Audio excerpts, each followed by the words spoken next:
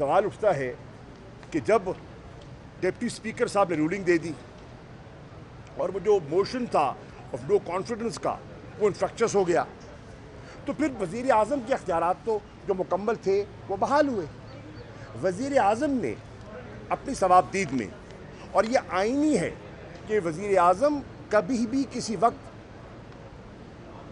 अपनी सवाबदीदी अख्तियार को इस्तेमाल करते हुए वो सदर को एडवाइस कर सकते हैं असेंबली की डिसोल्यूशन के बारे में।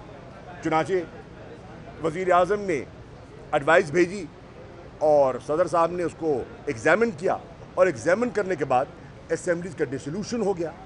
और डिसोल्यूशन सिर्फ नहीं हुआ, डिसोल्यूशन के बाद प्रोसेस आगे चला गया, नाम के मांगने शुरू कर दिए और तहरीक इंसाफ ने तो नाम भी तजवीज़ कर दिया। अब सवाल है, क्या ये कायदे हिज़्ब इख्तिलाफ शहबाज शरीफ की आइनी ज़िम्मेदारी नहीं है कि वो नाम दें? वो नाम देने से क्यों कतरा रहे हैं? और अगर कतरा रहे हैं तो अपनी आइनी ज़िम्मेदारी से वो जो है वो पहलू तली कर रहे हैं, सुबकदोश हो रहे हैं। अब मैं समझता हूँ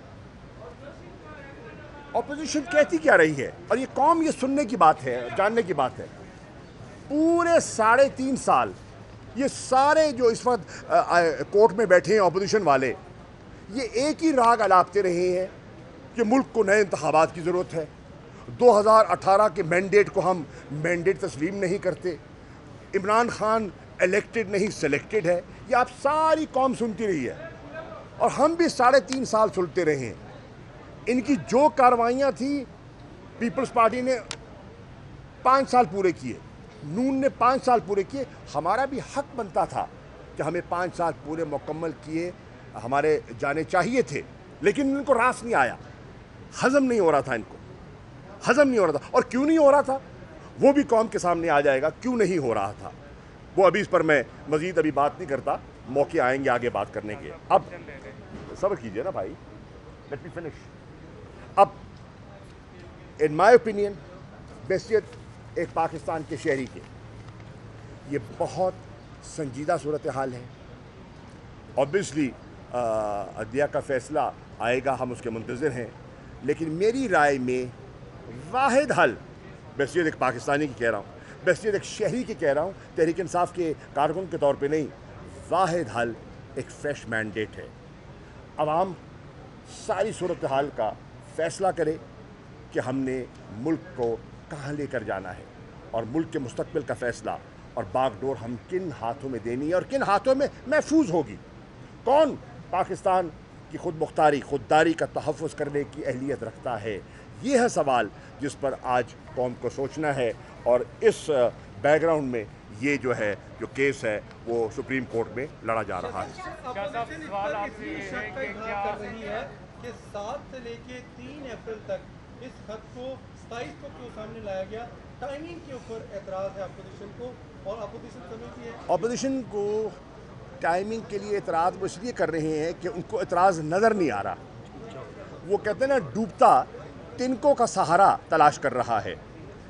देखिए, टाइमिंग के अगर आप सामने ले लें तो टाइमिंग के मेरे भाई आप देखें कि फ़ॉरेन ऑफिस ने पाकिस्तान के जो अपना जो कोशिश और काविश के बाद जो 47वां इजलास था OIC काउंसिल फॉर मिनिस्टर्स का नियामे में, उसमें हमने एक कंसेंसस बिल्ड किया कि अगला इजलास OIC का इस्लामाबाद में होगा, और उसकी डेट्स ताइन का फ़ैसला हो गया कि 22 और 23 मार्च को होगा।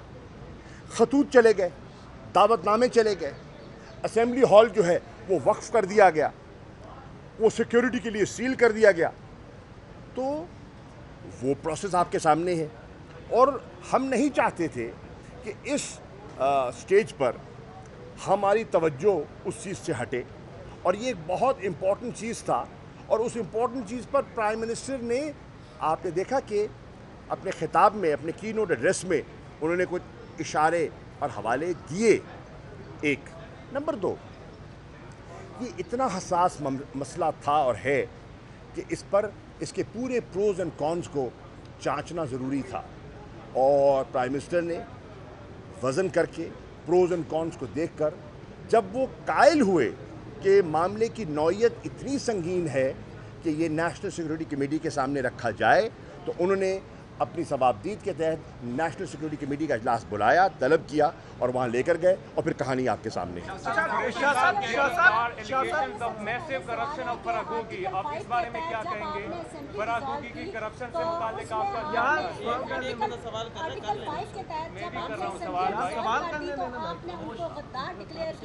اور ایک غدار سے آپ مانگ رہے ہیں کہ آپ کو وزیر اعظم کا نام دے دیں، اور دوسرا یہ کہ آپ غدار کو ہی کہہ رہے ہیں۔ ایک کوشچن ایڈ کر لیجیے گا، آپ کہتے ہیں کہ دوسرے ممالک کو ہمارے اندرونی سسٹم میں مداخلت کا حق نہیں۔ رشیا نے جو عمران خان کے معاملے میں بیان دیا ہے، آپ نہیں سمجھتے کہ ہمارے پولیٹیکل سسٹم میں یہ مداخلت ہے؟ دیکھیے، میں پہلے بھی کہہ چکا ہوں اور میں دہرا دیتا ہوں، ہمارے ڈومیسٹک معاملات میں مداخلت کا حق کسی کو نہیں پہنچتا اور نہ ہمیں اس کی اجازت دینی چاہیے، نمبر 1۔ نمبر 2، انہوں نے اپنی تشویش کا ذکر کیا ہے کہ ایک خود مختار آزاد ملک ایک بائی لیٹرل وزٹ کے لیے آنا چاہتا ہے، ہمارے ان کے ساتھ ڈپلومیٹک ریلیشنز ہیں، وہ آنا چاہتا ہے اور اس کو دھمکی دی جاتی ہے اور اس کو روکا جاتا ہے۔ اب مجھے بتائیے، کسی خود مختار سوورن اسٹیٹ کو کسی کو حق پہنچتا ہے کہ وہ اس طرح روکے؟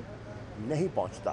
تو اس پر انہوں نے اپنی تشویش کا اظہار کیا ہے کیونکہ وہ ایک بائی لیٹرل وزٹ تھا، اس کا جو یوکرین کی صورتحال ہے اس سے تو کوئی تعلق نہیں تھا۔ یوکرین کے ساتھ ہمارے تعلقات اچھے تھے، اچھے ہیں، ہم نے تو ان کو جو ہیومینیٹیرین اسسٹنس بھجوا سکتے تھے وہ بھی بھجوائی ہے، میں نے خود روانہ کی، جا کر ایئرپورٹ پر خود بھیجی، اور ہماری تو خواہش ہے اور ہم نے OIC کے اجلاس میں باقاعدہ ایک کنسنسس بلڈ کرانے کی کوشش کی کہ as chair of the OIC CFM جو پاکستان کے وزیر خارجہ ہیں وہ انہیں اجازت دی جائے کہ وہ رول پلے کریں مشاورت سے دیگر اہم اسلامی ممالک سے، اور اسلام آباد ڈیکلریشن میں جو آیا ہے آپ پڑھ لیجئے، اس میں اس کا ذکر ہے، اور پھر چین نے بھی اس کی تائید کی ہے کہ اگر یہ پیس پروسیس کو آگے بڑھانے کے لیے، for a peaceful resolution of this crisis, of this conflict کے لیے اگر OIC آگے بڑھتی ہے تو چین بھی ان کی معاونت کرے گا۔ تو یہ تو ایک پازیٹیو رول پلے کیا ہے ہم نان پارٹیزن رہ کر ہم نے ایک پازیٹیو رول پلے کیا ہے، ہم نے کسی کی سائیڈ نہیں لی، کسی کی مخالفت نہیں کی۔ شاہ صاحب، نیشنل سیکیورٹی کمیٹی کی میٹنگز کے منٹس مانگ رہے ہیں اپوزیشن والے، اور ساتھ ساتھ DGISI اور آرمی چیف کو کہہ رہے ہیں کہ اگر ہم غدار ہیں تو آپ پروف دیں۔ نیشنل سیکیورٹی کمیٹی کی میٹنگ کے منٹس آنے چاہیے، کیا کہتے ہیں آپ؟ دیکھیے، یہ اعلیٰ عدلیہ بااختیار ہے، اعلیٰ عدلیہ بااختیار ہے، اور اگر وہ ایسا حکم صادر فرمائیں گے تو پھر اس کا کوئی طریقہ کار تلاش کیا جا سکتا ہے کہ ان کو دکھایا جائے، کہاں دکھایا جائے، چیف جسٹس صاحب کی خدمت میں پیش کیا جائے، ان کے چیمبر میں پیش کیا جائے، کیسے کہ خود ایگزامن کر لیں۔ اچھا قریش صاحب، آپ جو بات کر رہے ہیں آئین کے تحت اسپیکر کو، ڈپٹی اسپیکر کو اختیار حاصل ہے، اگر یہ الاؤ کر دیا جائے تو تحریک عدم اعتماد کا تو راستہ ہی ختم ہو جائے گا؟ جی نہیں، دیکھیے میں اب اس پہ میں آپ کی بات سمجھ گیا، آپ کا سوال سمجھ گیا، لیکن اس پر میں اس وقت مزید بات کرنا مناسب اس لیے نہیں ہے کہ اندر یہی بحث ہو رہی ہے اور ایک سبجیکٹس معاملہ ہے، تو مجھے محتاط ہونا ہوگا، لیکن فیصلہ آ جائے گا، فیصلے کے بعد ہم بات بھی کر سکیں گے۔ وزیر خارجہ تھے اس وقت، امریکہ کا کیا مفاد تھا حکومت ہٹانے میں یا عمران خان کے خلاف تحریک عدم اعتماد لانے میں؟ آپ کی وجہ کیا ہے؟ میں نے 27 تاریخ کو کہا تھا اس سینے میں بہت سے راز ہیں، ذرا انتظار کیجیے۔ دو عوامی نمائندوں کو آپ نے غدار کیوں کہلوایا؟ آپ وزیر خارجہ تھے، آپ کی ذمہ داری تھی، میں نے کہلوایا تو آپ کی حکومت نے کہلوایا۔ دیکھیں کیا آپ سمجھتے ہیں کہ یہ 200 بندے غدار ہیں؟ ایک سیکنڈ آپ کامنٹری نہیں کر سکتے، سوال کر سکتے ہیں۔ میں نے سوال ہی کیا، سوال نہیں کیا۔ کیا 200 بندے غدار ہیں عوامی نمائندے؟ آپ یہ بتائیں۔ آئی تھنک اس کا مناسب میں نے تجویز جو کی ہے وہ کیا ہے کہ सब चीज़ को प्रोब कर लिया जाए। जब प्रोब हो जाएगा दूध का दूध, पानी का पानी हो जाएगा। आपके स्पीकर ने इल्जामात क्यों लगाए? आर्टिकल 5 के तहत उन पे इल्जाम क्यों लगाया? आप खुद बताएं। आप खुद कह रहे प्रोब नहीं है। एक सेकंड, रिलैक्स, घबराए नहीं, मैं आराम कर रहा हूँ, जज्बाती ना हो। आपको तो लगता है मुझे इलेक्शन लड़ने का इरादा तो नहीं है? अच्छा, अब अर्ज ये है मेरे भाई कि स्पीकर ने एक सूरत हाल को अपनी नज़र में गेज किया और उनकी नज़र में सूरत हाल ऐसी थी जो कि प्रोब मांगती है, उसको देखना चाहिए, तो उन्होंने अपना फैसला किया। Thank you. एक सवाल, पैसे जड़े आए ना कितने आए? बिस्मिल्लाहिर्रहमानिर्रहीम। जैसे कि आप साहिबान जानते हैं कि इस अहम केस की लगता है कि आज गालिबन आखिरी नशिस्त है और हमारे जो वकला हैं वो अपने दलाइल आज मुकम्मल कर लेंगे। अली ज़फ़र साहब अपने दलाइल पेश कर रहे थे और फिर नईम बुखारी साहब ने अपने दलाइल पेश करने हैं और उसके बाद अटॉर्नी जनरल साहब अपने जो नुक्ता नज़र है वो अदालत आलिया के सामने पेश करेंगे। इस वक्त जो सबसे अहम नुक्ता वो ज़ेरे बहस जो है वो है डिप्टी स्पीकर की रूलिंग। तहरीक इंसाफ की असेसमेंट और हमारा तज्ज़िया ये है कि आर्टिकल 69 बड़ा वाज़े है और वो कहता है it interference in parliamentary proceedings. जो पार्लियामेंट के मामलात हैं वो पार्लियामेंट में रहने चाहिए, ये आर्टिकल 69 की रूह है। और ये भी हमारा नुक्ता नज़र है कि जो स्पीकर की रूलिंग होती है वो फाइनल होती है, फाइनैलिटी का कॉन्सेप्ट है। और ये इसलिए है कि हमारा जो आइन है 73 का आइन, उसमें कॉन्सेप्ट है ऑफ ट्राइकोटमी ऑफ पावर्स कि स्टेट के हर ऑर्गन की अपनी जिम्मेदारी है, मुकन्नना की अपनी जिम्मेदारी है, एग्जेक्टिव की अपनी जिम्मेदारी है और जुडिशरी की जिम्मेदारी है। और जो फ्रेमर्स ऑफ द कॉन्स्टिट्यूशन है, द फाउंडिंग फादर्स, उन्होंने बड़ा वाज़े इस पर अपना जो है मौक़िफ़ दिया हुआ है और हमारे आइन में इस कॉन्सेप्ट को परोया हुआ है। अब हमारी जो जॉइंट अपोजिशन है वो क्या तकाजा कर रही है? वो कह रहे हैं कि डिप्टी स्पीकर ने आइन शिकनी की है। उनका ये जो पिटिशन है उसकी बुनियाद यही है कि डिप्टी स्पीकर ने आइन के मावरा रूलिंग दी है और डिप्टी स्पीकर ने जो एक प्रोसेस था, वोट ऑफ नो कॉन्फिडेंस का प्रोसेस जो जारी हो चुका था, उसको नामुकम्मल छोड़ा और हाउस को अपनी रूलिंग के बाद प्रोरोग कर दिया। और ये उनकी नज़र में आइन शिकनी है। अब वो कह रहे हैं कि उन्होंने ही has scuttled the entire process of no confidence. ये उनकी राय है, हमारी राय उनसे जुदागाना है। और तहरीक इंसाफ का मौक़िफ़ जो है वो मुख्तलिफ है और वो ये है कि स्पीकर के पास रूलिंग का मुकम्मल इख्तियार है और उसका जो फ़ैसला है वो फ़ाइनल है। पर फ़र्ज़ कीजिए बकौल उनकी जो रूलिंग है वो फ्लॉड थी। अगर वो फ्लॉड भी थी तो हमारी नज़र में हमारा मौक़िफ़ जो हम अदालत उज़्मा के सामने पेश कर रहे हैं वो ये है, फिर भी उसको आर्टिकल 69 प्रोटेक्शन देता है और वो यहाँ उस पर दो आरा हमारी नज़र में नहीं है। हमारी नज़र में ये जो रूलिंग है स्पीकर की वो जस्टिसेबल नहीं है, ये हमारा मौक़िफ़ है। और डिप्टी स्पीकर ने हमारी राय में आइन शिकनी नहीं की। हमने आइन पे हलफ लिया है।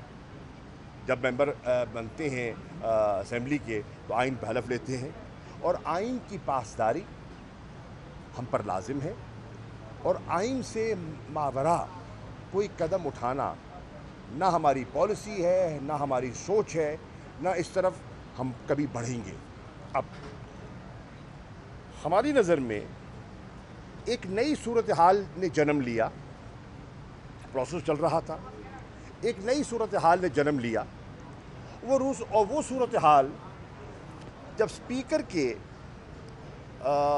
ने उसका मुलाहिजा किया तो उन्होंने अपना एक जहन बनाया और वो सूरत हाल क्या था। In case Imran Khan government survives, अगर ये नो कॉन्फिडेंस का मोशन इमरान खान की गवर्नमेंट सर्वाइव कर जाती है तो it would result in isolation and consequences. Isolation and consequences, क्या ये धमकी है या नहीं है? हमारी नज़र में न सिर्फ ये पॉलिटिकल इंटरफेरेंस है, ये एक वाज़ेह धमकी है, एक सॉवरेन स्टेट को एक वाज़ेह धमकी है। अब कौन उसको जांचेगा, कौन कहेगा है या नहीं है? Which is the right forum? मैं समझता हूँ कि जुडिशल कमीशन इसको प्रोब कर सकता है, इसके हक़ाइक़ जान सकता है। फिर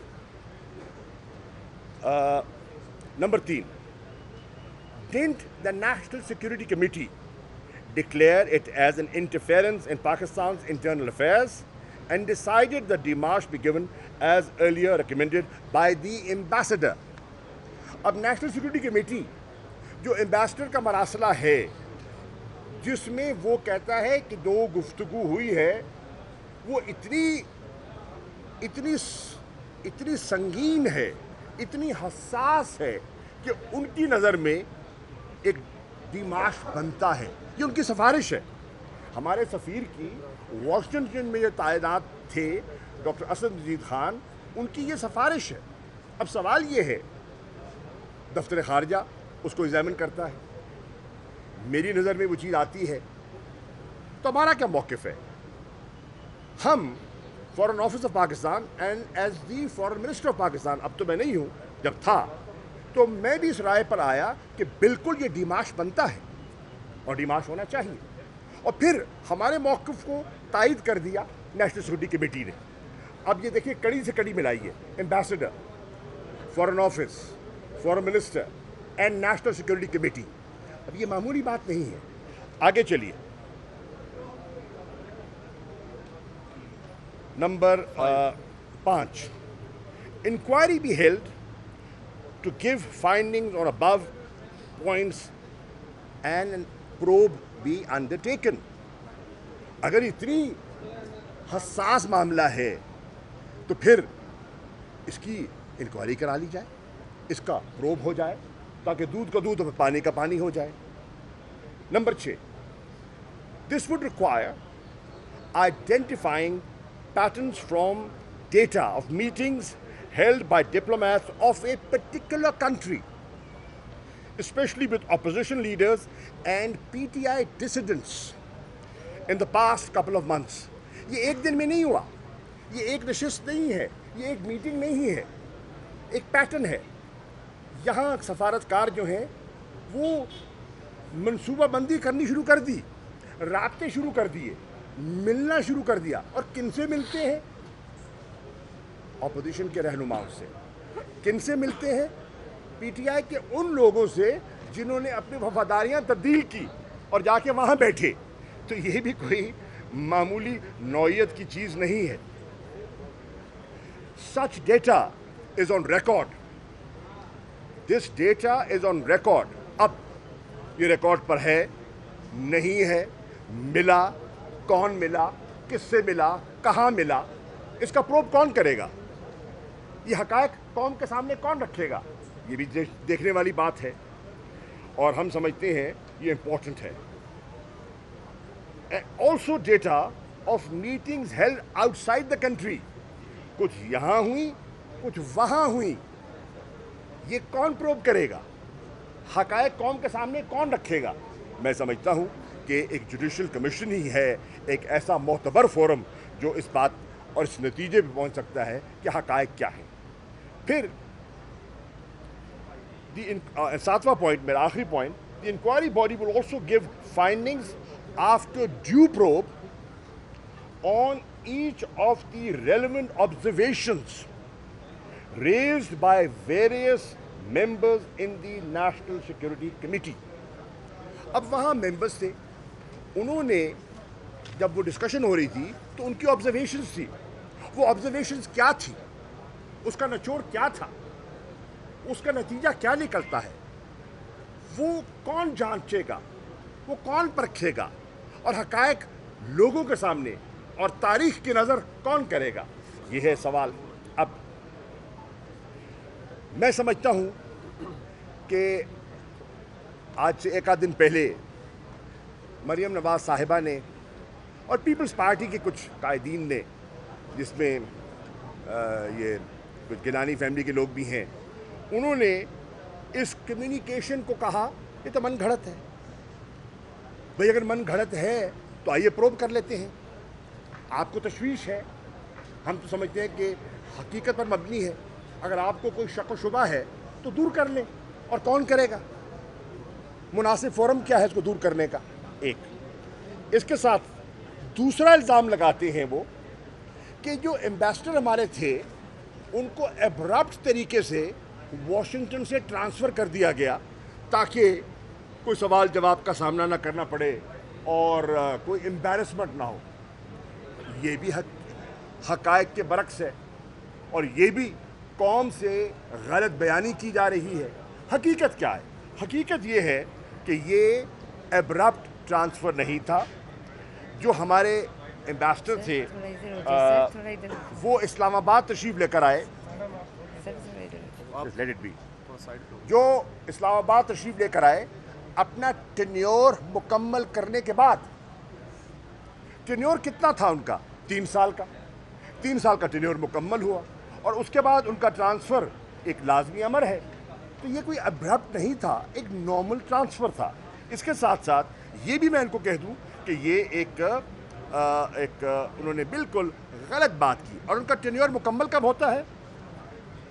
11 जनवरी 2022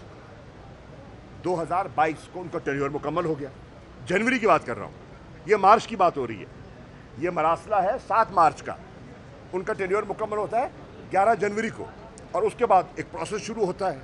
उस प्रोसेस में समरी जाती है, प्राइम मिनिस्टर के सामने जाती है, प्राइम मिनिस्टर साहब उसको अप्रूव करते हैं और फिर अखबारात में आती है चीज़। अखबार में आती है खबर अक्टूबर 2021 के एम्बेसडर मसूद खान को वाशिंगटन भेजा जा रहा है और एम्बेसडर असद मजीद जो है वो ब्रसल जाएंगे। ये रिपोर्टेड चीज़ है, ये कोई अब्रप्ट चीज़ नहीं थी। तो आपने कैसे ये तसव्वुर कर लिया, आपने कैसे ये अखज़ कर लिया कि ये कोई मिली भगत थी, ये कोई ड्रामा था? ये ड्रामा नहीं था। फ़ॉरेन ऑफिस ड्रामे नहीं करता। फ़ॉरेन ऑफिस एक संजीदा इंस्टीट्यूशन है, वहाँ ज़िम्मेदार लोग बैठे हैं, प्रोफेशनल लोग बैठे हैं और अपना काम जानते हैं। फिर 4 नवंबर को 2022 हमारी एम्बेसी को, वाशिंगटन की एम्बेसी को मसूद खान साहब के पेपर्स मिल जाते हैं तैनाती के, और वो सबमिट करते हैं किसको? स्टेट डिपार्टमेंट को। तो ये अब्रप्ट कहाँ से हुआ? और फिर फरवरी 2022 में बाइडेन एडमिनिस्ट्रेशन जो है वो उनकी मंजूरी देती है, उनका एग्रीमेंट मंजूर हो जाता है, वो एम्बेसडर तैनात हो जाते हैं। अब मुझे बताइए, ये सारा मैंने तारीख़ों के साथ पूरा अमल, पूरा प्रोसेस आपके सामने रखा है। इसमें कहाँ ड्रामा है, कहाँ नाटक है, कहाँ कोई जो ये तासुर देने की कोशिश कर रहे हैं?